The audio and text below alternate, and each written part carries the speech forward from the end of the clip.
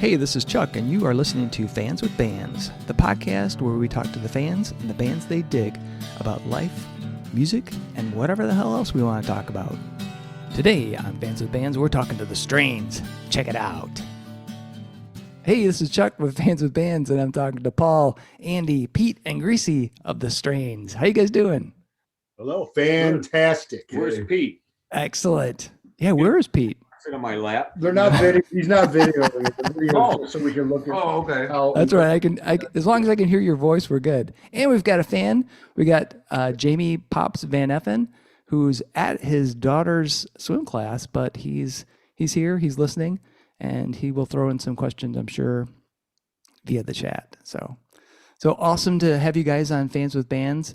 I learned about you from my buddy, Tim Meeks, who's also an awesome photographer. I saw him, I think it was, I don't know, maybe like a month before Fuzz Fest. And he goes, "Hey man, have you ever heard the Strains?" And I'm like, "No, man." And he goes, "Dude, you've got to check that out." So then I saw you guys were playing, checked it out at Fuzz Fest, and I was like, holy shit, it's so goddamn good, man. I love that fucking raw power energy that you guys have.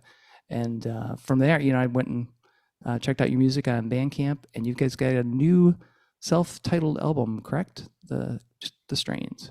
That is correct, sir. Awesome. The Strains, ST, self-titled. Awesome. So how did the Strains come to be? How did you guys get together? Well, do you want like a fictional version, or should I just be honest? You can do whichever one you think would be fun. I want to make it sound interesting. Well, it started off like I was pretty much done making music. I moved here from Germany, and I was kind of like, you know what, it's time to get a regular job and quit farting around with this music stuff. But this dude that worked at Chrysler hit me up because he heard my old German band, and he's like, "Dude, you got to keep making music. I could help you out. I know a drummer who happens to also work at Chrysler, and that's Andy here." Yeah. And he was a real this guy that helped start the band is no longer in it. He just kind of had like a very military-like approach to everything. Like, we're practicing this day and this day, and every day that we rehearse, we have to write at least one song. So we had like 26 songs in a couple months. Shit. And we just kind of weeded out the ones that we thought, that's not doing anything for me. And we had all these songs recorded, and I was like, what to do with them? Like, right. I recorded them myself on an 8-track with no intention of doing anything with it particularly. And I had met Pete through my friend who was in the Cult Heroes there, Nick Savage, who goes by like 6 other names, depending on what band he's in. Hiawatha Bailey. He plays with Hiawatha Bailey. And he was bugging out about Pete. He's like, "Well, you should take Pete that stuff to have Pete mix it." Yeah. So I did reach out to Pete, and I had reached out to Pete before when I was looking for a bass player, but I guess I wasn't a very good salesman or something, because I'm not really a good salesman. I let the music speak for itself. But so I called Pete up. I'm like, "Yeah, I got a band, looking to start a band. We're doing stuff, and it's kind of rock and roll and whatnot." Right. And that's about it, So Pete's like, "Who is this guy and why do I care?" So it ended up getting the tracks to Pete, and Pete took a liking to him. And when the original bass player had a mega meltdown and decided to quit when we still had gigs, it's like we already had a bass player, Pete, because Pete had mixed the stuff and he listened to it and he learned it like really super quick. And we were a 3-piece, but before Pete, before Pete, Greasy came on. Yeah, because we did that Ron I don't Ashton. matter, do I? I'm not meeting this mountains. No, I just had the order of things mixed up. So like when the old guy was still in the band, me, Andy, Pete, and Greasy did this Ron Ashton tribute at the Blind Pig, and we did nothing but covers. Nice. Like Detroit covers, like we did. We weren't allowed to do any Stooges covers because that All-Star band was doing all the Stooges covers. That was what, Kim Gordon, Jay Mascis, Mike Watt. Oh yeah, I remember Mark, that. Yep. yeah. So we opened for them, and we weren't allowed to do Stooges songs, but we did like MC5 and Sonic Rendezvous Band, and what else? Alice Cooper, Bob Nice. Seger, and some stuff that we were trying to do Detroit centric, but we did sneak in a couple Strains originals. So Greasy was already starting to learn the songs. So, and that went so well with Greasy that we're like, why don't, and Pete was playing bass. Our original bass player was just in the audience. He wasn't out of the band yet. And I was like, it's just so nice with these two guys. Yeah. Like they're like peanut butter and jelly, Pete and Greasy. So when the bass player decided that he'd had enough of my liberal ass and left, Pete just stepped right in, and it was like from there we were like having no issue running around and being cretinous rockers. Awesome. Off to the races. Yeah. Off to the races. So what was it like for you guys? I mean, as far as you mentioned like the tunes that you guys worked up originally, the 26 tunes for the album, did you record those? Did you write new music? What'd you do there? We ended up, we took the live set basically, because from the 26 songs, we whittled it down to like 16 songs or something. Right. That we had in the live set. I'm consistently writing new stuff, but the album is our core material that we wrote in the beginning, and that we've been touring on, or I shouldn't say touring. Like we spent a couple years playing in, anywhere in Detroit, everywhere, all the time. Right. And just kind of getting, more familiar with each other.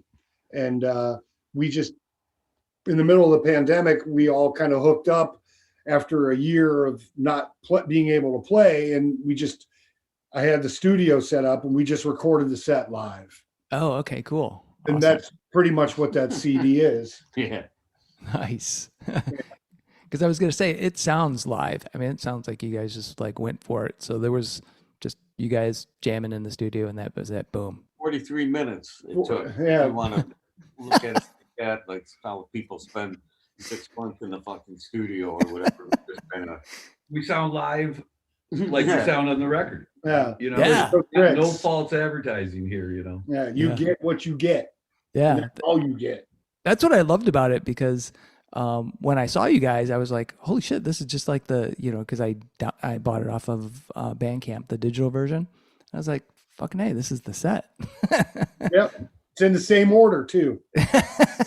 That's what I remember, because I was like, New World Order, right? The first one. Yeah. Another thing that I forgot to mention too was that Kathy Ashton contacted Pete originally to do something at this benefit at the Blind Pig, and Pete was working with these guys, and he played me the mix that he did of them, and I'm listening to this, I'm going, holy shit, who are these guys? And he said, The Strains. I says, why don't we use this drummer and this guitar player, man? Sound fucking great, man. And just, Yeah. When I heard this material too, and I've been playing around here for 50 years, but it was just in your face, at one time I said it was kind of the way I write, but it's not the way I write. I mean, he has way more influences that I have, because I'm stuck in the 60s to where he has the later influences, but it's the 60s raw power vibe, the way he writes, and it's just natural. It is definitely that raw power, which I love. And I was curious about the songwriting, like for the music that you're working on now, is it more, I guess, what's the approach? Do you guys like just get together in the studio, rock out, come up with something? Or is it more like Paul or somebody, Andy, comes up and says, hey, I've got this tune, and you guys look at it and, give it a listen and say, oh yeah, let's tweak this and this, and I'm good to go? How does that work? Either he just comes up with the stuff out of I mean, out of the ether. Out of the ether. Yeah. Yeah, Come down to me. it kind of happens naturally, without the strict regimen of our old bass player. We've kind of the songwriting is kind of happenstance now. Like whoever happens to be here, Yeah. with whom it happens with. We've got some jams that Pete plays guitar instead of bass. We have some jams where he's playing bass instead of guitar. Oh, wow. Newer material. We have like Andy had to dip out for a bit for various reasons because of work, and then other friends of mine pop over, and like the drummer from the 3D Invisibles would play drums, or Nick Morocco Yeah, Nick. has played on a handful of songs, and Dan Durecki from Liz and the Luckouts. Nice. I've written a bunch of songs with him.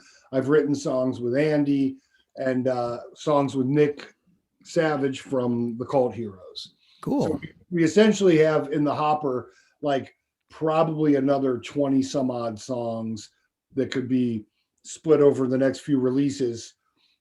But they're like, the way they were written is very quick. Like it would just be like, we show up, we just, whoever shows up, make a quick call. Hey, Nick's coming over. What are you doing? Greasy was close by. He'd show up. Pete would be over, and we would just jam something out live and record it on the spot. Awesome. Usually first or second go through even. and then there would be some gibberish vocals. Like I've already got some kind of random like syllables and consonants and a rough melody structure together, but the lyrics are nonsense. They're not even words. Right. They're just like weird sounds. And then I would listen to the weird sounds and kind of decipher what words they might sound like and make poetry out of it. Awesome. Story, and always true stories, because I can't write about something that I haven't done Yeah. or seen. Awesome. That's very cool. And I was going to ask you about the that new music. Do you feel that it's reflective of the music that you did on the album that just came out? Is it same vein, or are you branching out, or just keeping it with the vein of raw power that you got going? It's still the same. I've been writing kind of the same since I was like 19 years old. Not much has changed, and I'm 53 now. I think I'm still playing the same fucking guitar solo that I played. yeah. Awesome. Don't learn a damn thing. Just learn how to play harder. Have you always had that pink? It's a Les Paul, isn't it? No, that pink Les Paul. Actually, I got from Nick Morocco. Somebody fished it out of a flooded basement. So they pulled all the parts off it and sold the parts after like putting them in an autoclave to clean all the poop off of them or whatever was in that basement.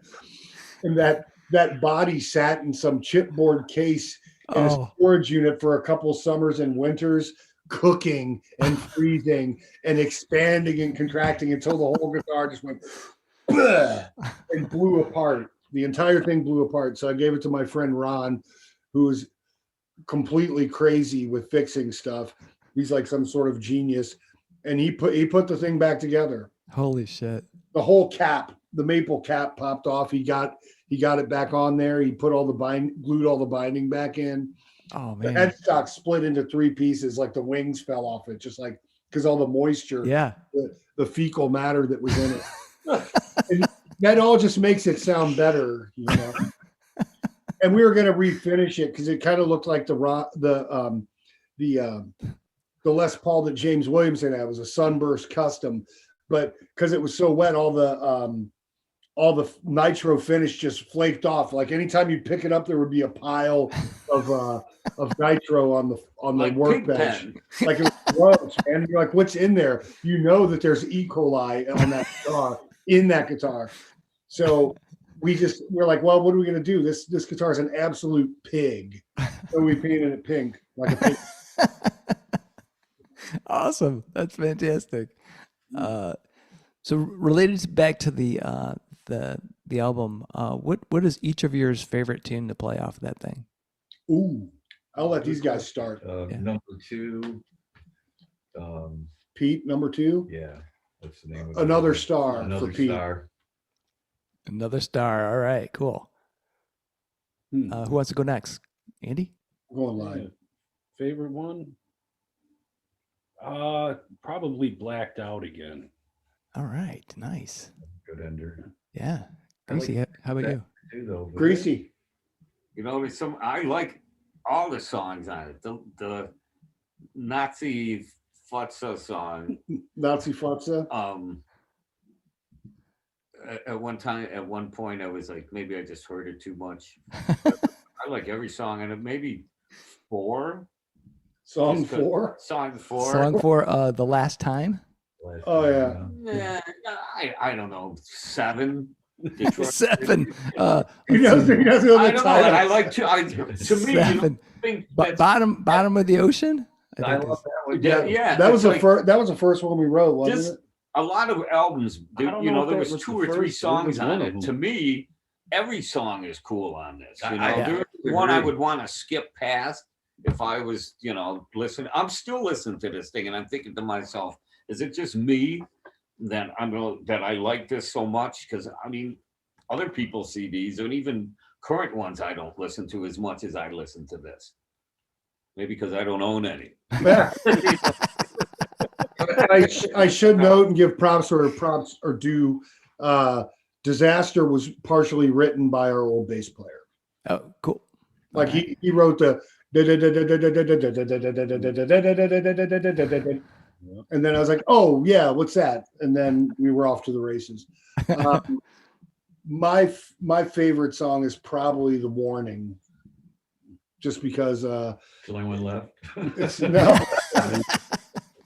I don't know, because it was sort of like the song that we transitioned to this lineup with.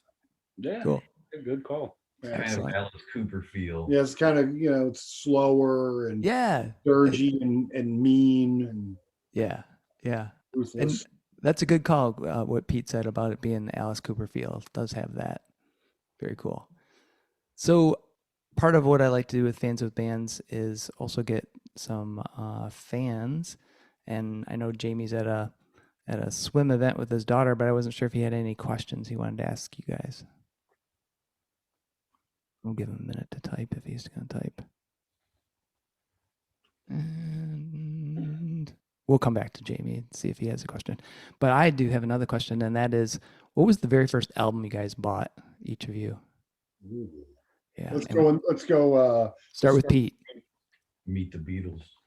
He Meet the started Beatles. with beat the Beatles. Awesome. They didn't last, but Andy, how about you? If I remember correct, I believe it was the Monkees. Really? Yeah. Nice. Yup. Very nice. I Excellent. would admit that. But go ahead, Paul. The first one I bought with my own money, or the first one I got? The first one you bought with your own money. Kiss Alive. Nice. Awesome. Fantastic.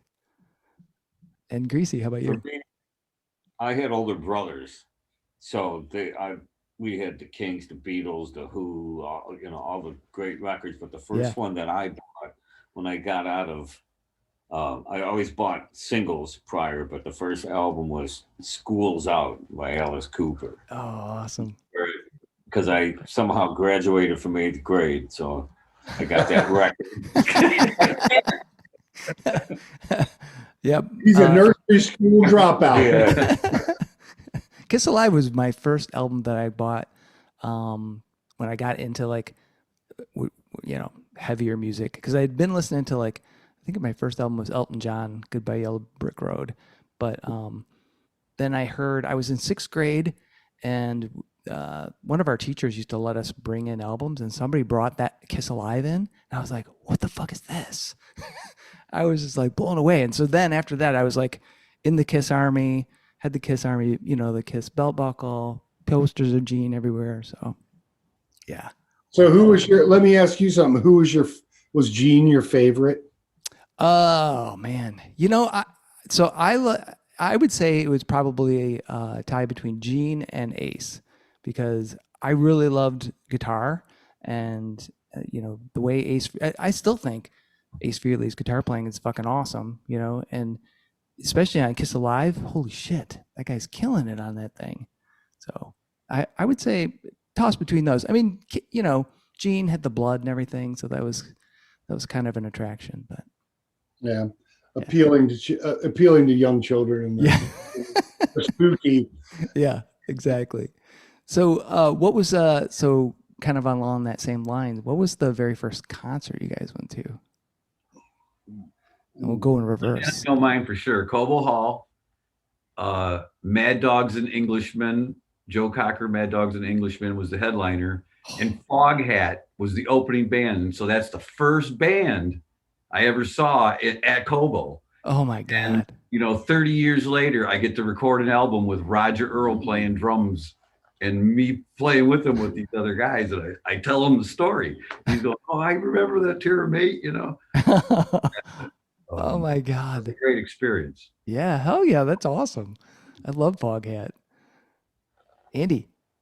My first one was Tad and Soundgarden at Pine Knob. Nice. Awesome. What do you remember what album Soundgarden that would have been? That was, they were touring Super Unknown. Super Unknown, yeah. Tad was touring Inhaler. Nice. Very nice. Paul, how about you? The first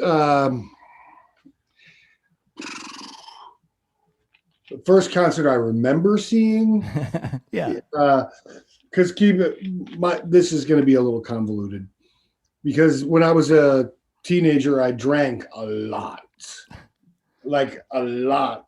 So, and I was often going to this club called the Jockey Club in Newport, Kentucky. I lived in Cincinnati then.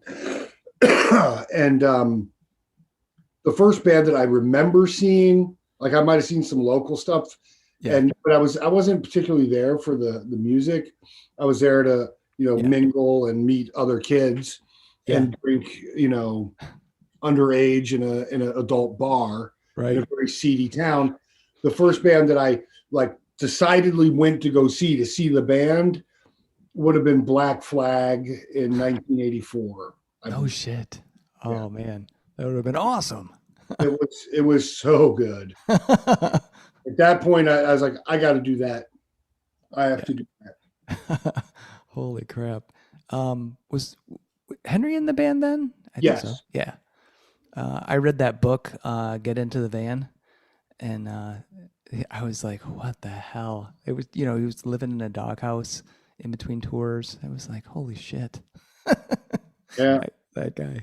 He was animalistic then, and that's kind of what, you know, not just like I remember distinctly I was focused on the guitar player because I wanted to play guitar. I was never really interested in being a singer, and still not really that interested in it. It just happens to be that I do it. And what struck me was that, you know, Henry's just standing up there. He wasn't all like buff like he is, or was like later. He was kind of skinny but svelte, you know, and sweaty as fuck, in a pair of looked like swimming, like short swimming nylon swimming trunks, sweating his ass off. And this club in Newport tended to have like very seedy night life people coming in like that. You know, you wouldn't, you'd have the kids run around with mohawks and skinhead kids, but then you'd also have like this element of like hillbilly prostitutes coming into the club. And there was this woman that jumped on stage and it looked like she had nothing to do with punk rock, just like kind of dressed in like didn't the way she was dressed, you knew that she wasn't into punk rock, but she was just in the club drunk. Right. And thought that, you know, how interesting is this? There's this guy up there half naked. I'm going to go dance with him. And he just grabbed her by the face. And when she jumped up on the stage and just like not violently, he just like shoved her off the stage by her face. But like not in an aggressive way. It was just just like Oh, lady, friendly. move off. Right. Like, hey, lady, you're in my space, kind of way. Right. But, Right. like, You he need to didn't move punch back. He didn't hurt her. Like, he just kind of like, just grabbed her by the face, like, and shoved her off the stage, and she loved it. And I was like, how could he do that? Not Oh, get man. beat up, whatever. It was just so weird. That's Like crazy. I must have been like, I don't know, 14 or something. So I was Awesome. pretty shocked. At that club, you could get in just by, if you tried to get in through the front door, they wouldn't let you in. So you go to the back door, and there was a big dude back there. He'd be like, if the cops come, leave the same way you came in. And that's, That's that's all. how it works.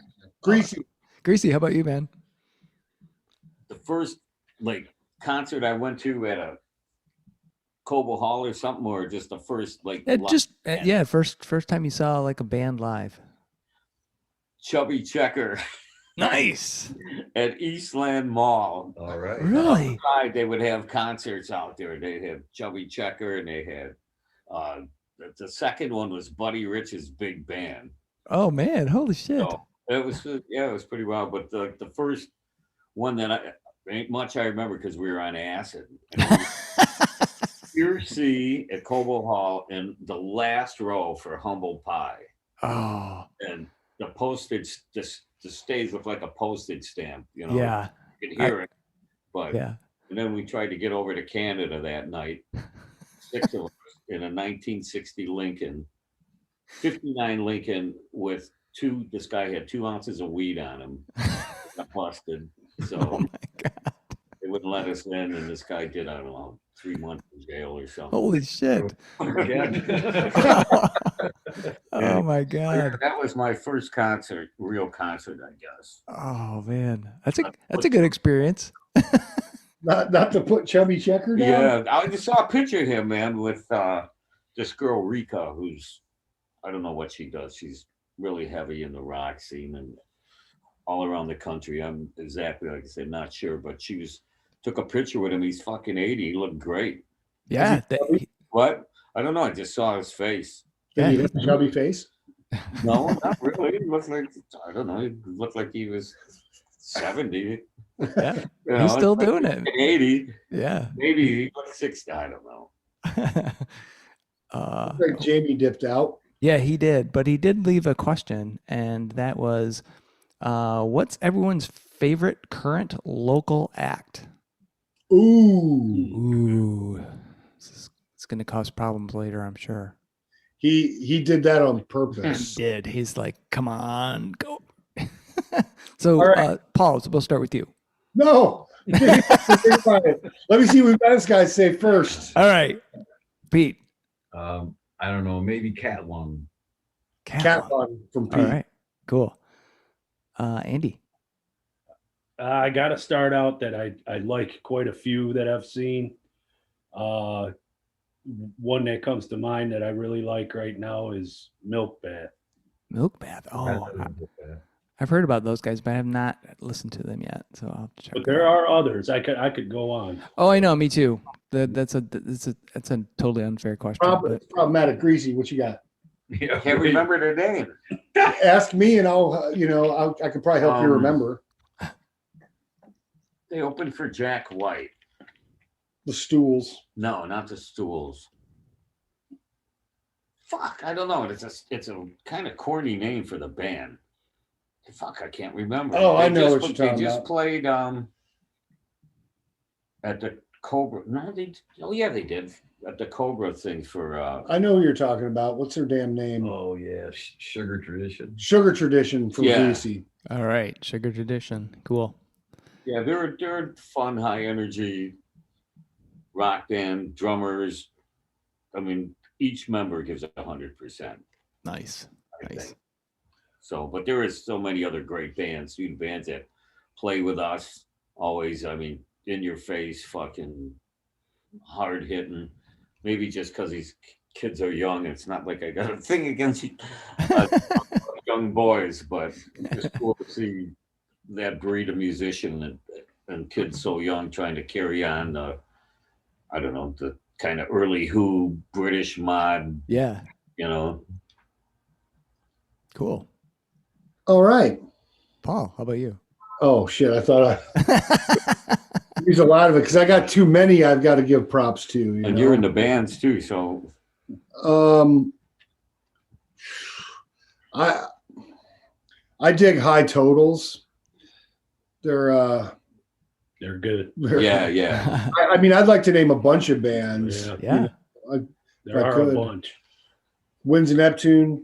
Yeah, fuck, I forgot about What's them Chuck too. Burns' band's name that we played with? They're fucking There's great. so many good bands right now, and there's all these venues, I know. or all these festivals like around town and up north and shit. It's all blues related or tribute. Bill Cozy's Rising Force. Super. Oh yeah, those guys. Fucking I can just kick ass. go on and on. Yeah. You know. There I needs know. to be shows like with 6 or 7 local bands on it. Detroit Like 442. Yeah. 442. Yep. It's totally an unfair question because there's so many great, there's just a ton of great music. When I hear somebody say like, there's Edison nothing, Hollow. there's no rock and roll or Yeah. Sorry, I'm just no, it's good. Yeah, it's good. But when somebody says like they can't find anything or they don't want to go out because there's nothing to listen to, I'm like, Jesus Christ, man. Or they're crying about the ticket prices of some national acts. It's Yeah, fuck that. There's like 50 good bands in Detroit that you could go see, dumbass. Yeah. For $6. Go see it. Yeah. But no. Oh, they'd rather go blow their wad at what's the name of that huge? I don't go to huge shows. Oh, the Little Caesar Arena. Hey, me shows here. Yeah, Little Caesars, and then they bellyache about the ticket prices. Just shut up already. Yeah. Like these national bands all used to be local bands. Just FYI. Yeah, no shit. Just go see some of these awesome bands. They're fantastic. Misho, can you hear us? Can hear you loud and clear. Awesome. Hey, did you have any? So thanks for being on. And did you have any questions for the Strains? Well, I've got a couple questions actually. First, go for it. Yeah. So, what are the other things that you guys are into? What do you guys like? I'll start with Andy. What do you like? Like, what do you mean? He's setting me up for this. This is my best friend. I like big melons. Awesome. And that's an inside joke. I'm sorry. I'm not. You just offended a lot of people. The second question is, and my apologies if you guys had had connectivity issues, but if you wasn't able to join until now. But as far as the shows in Europe, is that still standing? And is there a roster of what dates you guys are going to be attending in Europe? Yeah, there is a Europe tour coming up, and I will tell you about it right now. Okay. So it starts on December 8th in Berlin, and then from Berlin we go to Frankfurt. Then we make a long ass drive to France from Frankfurt, and I should say we're playing Berlin at the Wild at Heart, Frankfurt at the Drei Königskeller, in France in Plough at Les Barbes, and then France in Nantes at the Shelter, then at Périgueux, France. Then we've got like some stuff is still getting plotted out in France. We've got a date that's not covered yet. Then Paris on the 14th. The 15th will probably be The Hague in Holland. Oh, nice. The 16th in Belgium. I think it's in Brussels. That date, see, the thing that messes me up is this date just got changed today. So, like, they wanted us in Belgium. We were going to play Luxembourg on the 15th, and I was excited about that, but it's a Thursday. So the promoter's like, look, we can get a better deal in Belgium on the Friday. So they switched us to a bigger venue in Belgium. I think it's in Brussels, but I can't be sure because she didn't tell me. She sent me a website. I was at work. I didn't see which city it was in, but Belgium's not really huge. So wherever it is, I'm sure it's on the way. And then we're buttoning up in Cologne, Germany. Awesome. And then we got to drive our raggedy asses all the way from Cologne to to Berlin to drop off the back line in the van and then fly home. Holy crap. Awesome. That's fantastic. Yeah, it's great. That is fantastic. And is there a follow? Sorry, I apologize for interrupting you. Is there as far as distribution, or as far as your the presence of the strains in Europe? I don't know if you can talk about that. Is there anything that perhaps with your contacts, Paul, or has the word spread about the strains over in Europe? I would say not really. It's kind of, being an older, not so internet savvy guy that I am, like, I'm not like, we don't have, 1 million TikTok followers. And we're not like posting nonstop high quality videos done with drones that our daddies bought us. We've only got a couple videos, so I'm kind of counting on the legions of old faithful friends and fans from my old band to give us a fair shake. Right. So grassroots. Very grassroots. Nice. Reached out to old friends to make this happen. And it's our first time out there with this band. We're breaking the mark, over there, sir. Yeah. You got to start somewhere. I mean, we can't sit around and wait for someone else to do it for us. Like we're, no one's going to come discover us. We have to make them hear us, and they will hear us. That's going to be fantastic. I wish I was going to be there because Me too. Man, I'm so excited. Yeah, I think it would be awesome. Jesus, we need a driver, Micho. There you go. Merchandiser. Man, I'll be the roadie, the driver, all that stuff. But unfortunately, other obligations, right? So such is life. Understandable. Yeah. Hey, if we go play your old mother country, then you can come with us. If we go to Serbia.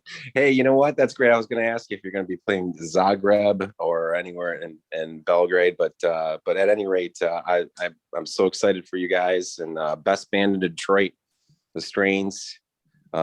It's even if you weren't tech savvy, man, or whatever it is, it's still the best band in Detroit.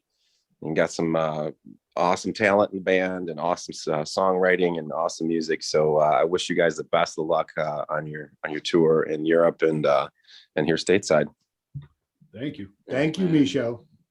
So Micho, I got a question for you. What's your favorite Strains tune?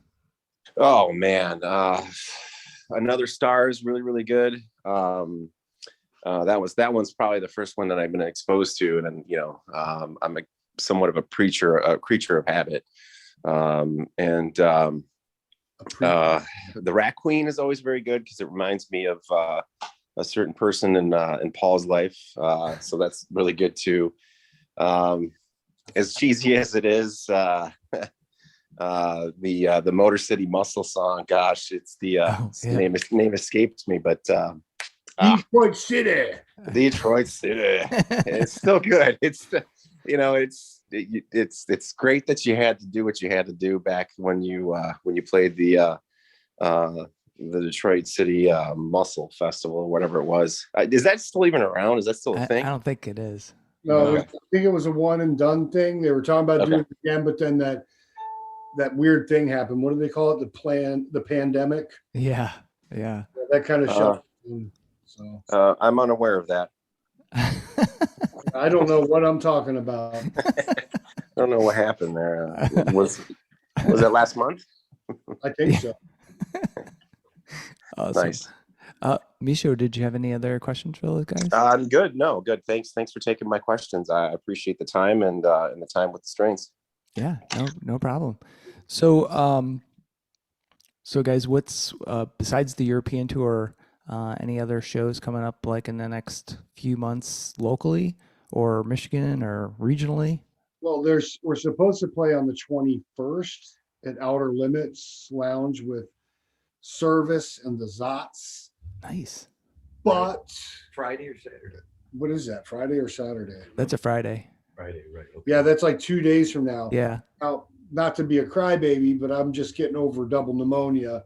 I don't know if I could pull it off. Yeah. So it's like, do I want to try to sing for 40 minutes and Right. possibly do something bad to my lungs, or do I want to just sit this one out? Yeah. It's the jury's still out. Any, One good thing came out of it. I quit smoking. I've been a smoker for 35 years. oh, nice. Not anymore. Nice. Very nice. Very nice. Well, guys, I really appreciate you. Wait, we do have more gigs. on the Oh, yeah. lineup. Go ahead. Hold on. I'm trying to, I'm pretty bad at PJ's Halloween no, that's not happening. again. Yeah, it's not happening again. I think December 3rd at PJ's. December 3rd. Oh, But it's awesome. not PJ's anymore. It's in Lager. It's Lager House now, which just threw me because I saw something for Lager House. I'm like, what the fuck's that? Oh, they dropped the PJ. Yeah. Nice. So the 3rd, anything else like after? So then you go to Europe. After back. Europe, we're going to be doing a gig at Bolero that just popped up. I think I got to double check the date on that. It's in January of next year. Okay. Well, I'll find it and put it in the show notes. Yeah, we play so much locally that we kind of like not intentionally backed out a little bit because ultimately when I got sick, a couple gigs had to be turned down and a couple had to be canceled. Yeah. But I'm back. You're back. Awesome. Well, guys, thank you so much for being on Fans with Bands. I've just got one last question. Slightly controversial, so hopefully it doesn't break up the band. But that is pepperoni or no? Shit. Pineapple or no pineapple on pizza? No No pineapple. pineapple. No. Pineapple. Greasy? Pete doesn't mind it. Get out. Get out. The problem with Take half pineapple of it away. is even if you pick it off, you can still taste it on that pizza. You can. I don't like fruit in my salad. I don't like salad in my fruit. I don't like fruit in my beer. I don't like fruit in my Okay, beer. on some Parmesan. Some things just aren't meant to be together. That's right. Yeah. Misho, how about you? Pineapple, no pineapple. No. Oh, sorry. Geez, pineapple. I don't.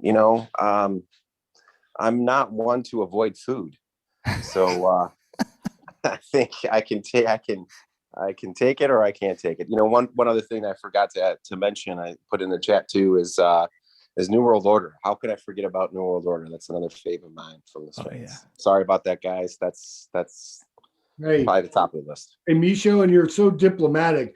You just answer the damn question.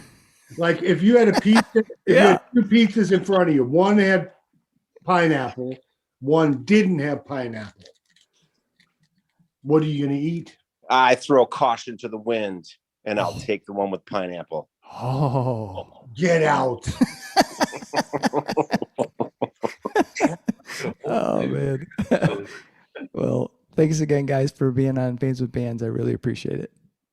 Thank you. Thank you for having us. All right. Yeah. All right. Take it easy, guys. See ya. Thanks to Paul, Andy, Pete, Greasy, Jamie, and Misho for joining me on this episode of Fans with Bands. I love the raw power of the Strains. I really enjoyed getting to know these guys and learn more about how the band formed and their approach to making music. If you are in Europe, Germany, France, and Belgium, to be specific, check out the Strains on tour starting on December 8th. I'll be honest, I wish I was riding along with them. Go get a copy of the Strains' self-titled album over on Bandcamp. You can stream it on Spotify, but buy the album. It's awesome. See the show notes for all the details and links. These are tough times for everyone in the creative industries such as music. Your support of live streaming, purchasing music, and merchandise is critical. If you can help out your local artists, please do. If you are in the Michigan area, consider following the Playing in the Detroit Area Tonight Facebook page. It is a place for fans and bands to support each other and share our combined love of music. Thank you all so much for listening. Be sure to hit subscribe on your favorite podcast service to get each and every episode of Fans with Bands. Spread the word by rating the show and leaving a comment. We want to hear what you think. You can keep in touch by following us on social media. This is a Life in Michigan production. Until next time, be well and kick out the jams.